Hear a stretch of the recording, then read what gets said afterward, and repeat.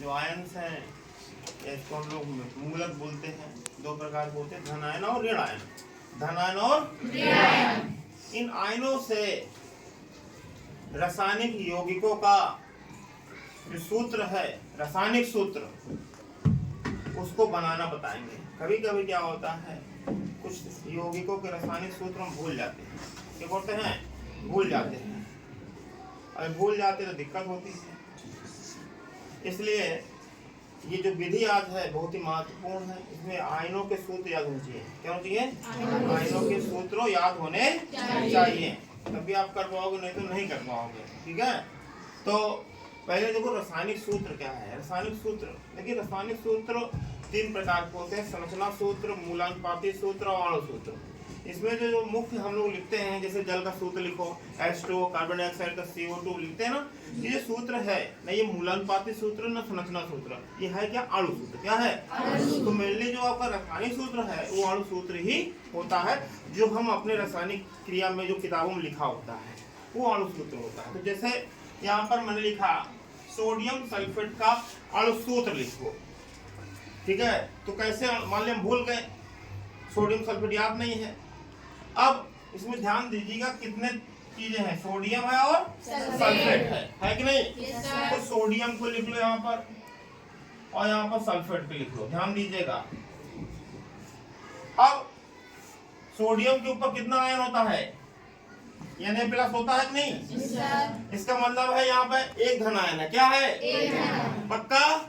तो यहाँ पर क्या लिख दो? एक। जितने आयन होंगे उतना ऊपर लिख देते हैं। जैसे सल्फेट आयन का सूत्र होता है SO4-, तो कितने हैं? 2 है कि 3 है? 2 है ना, तो यहाँ क्या लिखो बेटा?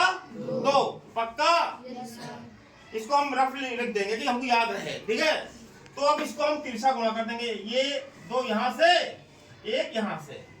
ध्यान दीजिए, हो गया? तो 2 किसमें गुणा है? सोडियम में, तो क्या हो जाएगा? Na2। बिल्कुल सही। और SO4 में कितना गुणा हो जाएगा? 1। और 1 से कोई मतलब नहीं होता है, लेकिन होता है क्या? तो 1 लिखते नहीं है, तो क्या लिखो यहाँ पर डायरेक्ट? तो दैट्स ऑल। ये आपका हो गया आंसर, सोडियम सल्फेट Na2SO4। कोई दिक्कत? और मैं बड़ा बताता हूँ आपको। जैसे आपको लिखना है कैल्शियम फास्फेट, कैल्शियम फास्फेट लिखना है, तो आपके पास कैल्शियम है और फास्फेट है। पक्का? अब हम कैल्शियम लिखेंगे और क्या लिखेंगे? पक्का? अब हम देखेंगे कैल्शियम में कितना होता है? Ca+2। तो कैल्शियम में कितने आयन? 2। तो यहाँ क्या लिखो? 2। फास्फेट में PO4-। पक्का? तो यहाँ क्या लिखो? 3। पक्का? ये तिरछा इधर गुणा हो जाएगा और 2 तो Ca3।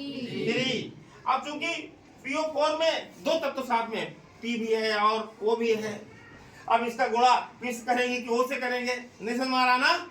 तो जब 2 तत्व हो तो उसको ब्रैकेट में डाल दो। क्या डाल दो? ब्रैकेट में। PO4 को किस में डाल दो? ब्रैकेट में डाल दो। डाल दिया ब्रैकेट में? अब उठा के कहाँ रख दो? नहीं समझ? अच्छा, 2 से गुणा करना था कि P में करेंगे कि O में करेंगे? नहीं समझ आ रहा? तो क्या कर दो? ब्रैकेट में डाल दो और नीचे कर दो। तो ये हो गया कैल्शियम फास्फेट का सूत्र। पक्का? अब और कैसे बनाते हैं? कैल्शियम नाइट्रेट बनाना है। कैल्शियम नाइट्रेट, तो कैल्शियम लिखो, नाइट्रेट लिखो। नाइट्रेट एल्कोहल होता है कि नहीं? तो कैल्शियम का प्लस 2 हो गया और नाइट्रेट का NO3- होता है नाइट्रेट का 1 है ना? फिर से गुणा कर दो, तो 1 के इसमें गुणा करेंगे, तीर लगा देंगे तीर इस तरह, तो C हो गया। 1 लिखते हैं क्या? नो।